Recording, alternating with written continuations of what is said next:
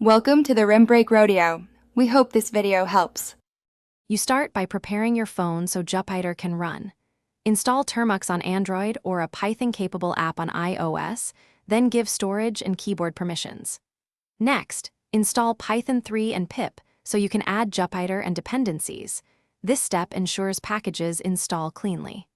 Once done, enable a keyboard with control keys or use a Bluetooth keyboard to make coding practical. These prerequisites speed the rest of the process and prevent permission or keyboard issues later. You now install and configure Jupyter itself. Run pip install JupyterLab or Notebook and prefer JupyterLab for a touch-friendly interface. Then generate a config file and set a strong password so your server is protected. Configure a non-standard port to reduce casual scans.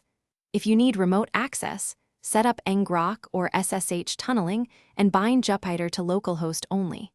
Make sure to start the server with no browser and verify logs. This explains why each flag improves security and usability.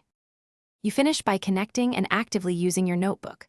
Open the local URL in your mobile browser or use a helper command to launch the interface. Then mount or copy project files into accessible storage. Run kernels and save checkpoints frequently, and make sure to properly shut down notebooks to avoid locked files.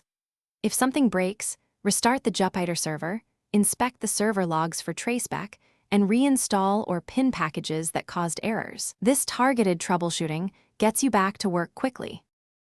Thanks for watching. Consider subscribing if we helped you.